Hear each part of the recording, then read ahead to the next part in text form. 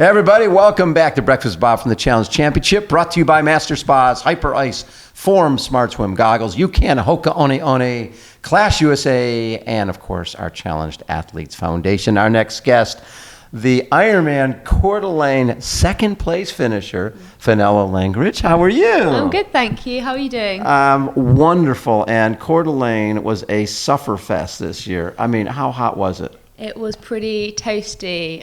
Some of the other pro athletes that have previously been to Kona said it was hotter. Yeah. Oh, there was a 25% dropout rate. Yeah. It's like the highest dropout rate in Ironman history. It's ridiculous. Like there was someone at the end of the course with one of those laser temperature things, and they said it was above 44 degrees. Oh, my God, that's ridiculous. Yeah, to be honest, I think I managed it really well, and I didn't find it too hot, which I think bodes well for when I eventually do race Kona. Yes. But I was feeling for the supporters just to be stood on the sidelines. sidelines. Oh my God. Yeah, when you talk about volunteers, and I thought with the whole COVID thing that the hardest part about bringing racing back was it's one thing to be having to get up early, be a volunteer. It's another thing to go, I'm putting my life at risk. Yeah, Who's going to come out and volunteer? And the aid stations were full, and everyone was so supportive.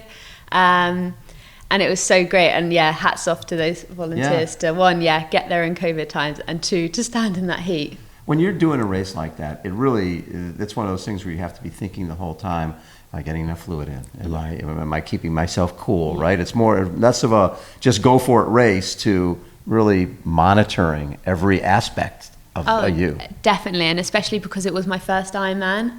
I went into there with a little bit of caution because I didn't know what that marathon was going to feel like. So each aid station was a buffet. I took advantage of it. I took every bottle I could, and I shoved ice everywhere during that run. Good for you. It was funny, we were talking to Lisa Norton, who did her first when she won Lake Placid, and she had her coach sent her like this detailed guide for the day, your wattage at this mile, and this and this and this, and she said she memorized the whole thing so that she and would it paid off. She had a phenomenal race. Yes. Did it just seem like, oh my God, I'm out here forever, or was it one of those things that maybe it went a little faster than you thought?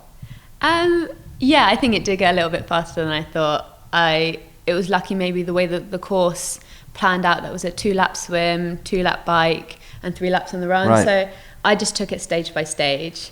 Get through the first lap. Yeah, get through the first lap. Oh, that's my normal half Ironman distance done. I just got to do that again. Just tick stages off. Probably only one point during the bike where I was a bit like, still got a little bit far to go. But just ate some food, had some water, and just plugged on. And we saw you, I think the first time was at Challenge Daytona. It's the first time I met you, Yes, and you got 7th there? Yeah, I got 7th. That's, with that field, that's a big breakthrough race. I think coming into that race after the year that everyone had, it was just an amazing experience just to be there in the first place. I didn't come into the race particularly well prepared on the run. Swim and bike, I was in great shape. So I know there was maybe a better position in there for me, but I was just ecstatic to get to the finish line and just celebrate the year that we've had and being able to dance down that red carpet. So what I love is the fact that had you been to the States before Daytona? I've never raced stateside. Okay. As a kid. So you come over and you're at Daytona, and how long did you stay in Florida? About a week afterwards. We did the theme parks and enjoyed a little bit of that, and had a proper end of season break. Right, but you've spent a lot of time in the States since recently, COVID. Recently, so you came over Florida, and then Arizona and Bend. And you've seen all the diverse parts of this country. Oh my God, it's been amazing. So we were lucky enough to hook up with Heather Jackson and and Lisa Roberts. We stayed with her in Tucson. Nice. And she showed us the ropes there, showed us how to get around. And I think being with another athlete, it just made makes all the difference. Yeah, it made the experience. Because they know what you want. So they're not showing you the Cracker Barrel. They're basically saying, here's where the running trails are, here's where the pool is, here's the 50-meter pool, all the good stuff. And it's perfect. And we could just go there and feel really at home. And it was really easy, which Right. for a training camp or It's got to be easy. It's got to be easy. It's got to be simple. And yeah. then from there we went to Bend, Oregon with Heather Jackson, and again it totally different and totally magical, but in a different way. Exactly. Yeah. Yeah. There's you're going to see that all over the country. Yeah. So what is the rest of your season now? This second place qualify you for Kona for Yeah. this. So that the goal was then to go to Kona this Yeah. year. It gets delayed till February, which we hope happens. So what will you do between Challenge Championship and? I'm not 100% sure at the moment. Which is okay. Yeah, which quite a lot of athletes. I want to race more, and I want to do another full because obviously Coeur d'Alene was just my first. Right. I just want to get some more race experiences. I really enjoy racing. I know I'm fit at the moment. I just want to put myself out there, Right. learn more. I'm still pretty young in the whole scheme of Yeah. things. How long you been into this? Racing like long distance, 4 years. Okay. So did you start with the ITU side? Yeah, I did a little bit, not to the same level Yeah. as I think I always knew that the This was longest gonna- stuff this was in would my fit bones. you better. Yeah.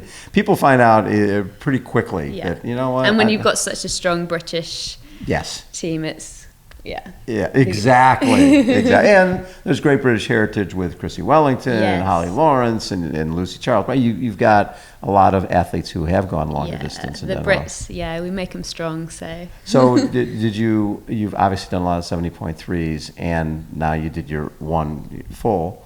Do you want to focus on 70.3? Did you come away from Coeur d'Alene going, I sort of like this?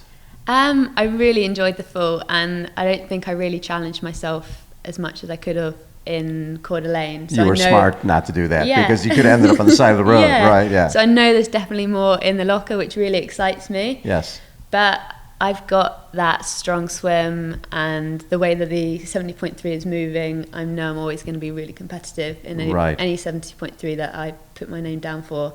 And it's racing, it's fun. I think you can do more 70.3s than probably fulls. Oh, definitely. Yeah, I'm still quite young, so I still haven't nailed the perfect 70.3, so it's still there, and that's still Now, a are you goal. doing the St. George? No. Okay. No, I never actually qualified, just Okay. the way things work. Right, well, yeah, focusing on Coeur d'Alene. Yeah. And not much else going on. No. That makes it a little hard. Yeah. Very cool. Fenella, it's really a pleasure to get to chat with you. No, It's- you too. and About you. have fun. And, I mean, realistically, you could still end up being racing tomorrow, right? If something happens. Anything can happen. Anything can happen. And as we mentioned, in this day and age, you need to be sort of nimble. Yes. Because you never know what's going to happen. When Very there's racing, you proactive. better go race. Yeah.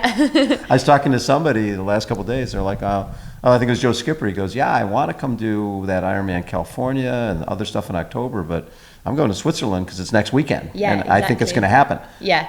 So you got to be open. You got to be flexible, like you said. Yeah.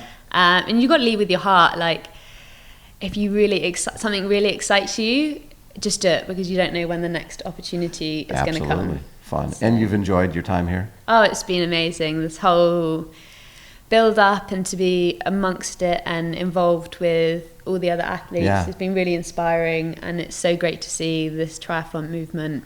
And I hope we can have the same thing next year, but next time hopefully I'm on the starting start line for the Collins Cup. Yeah. Love it. Fenella Langridge has been our guest. Again, Breakfast with Bob from Challenge Championship. Hold on, everybody. We will be right back.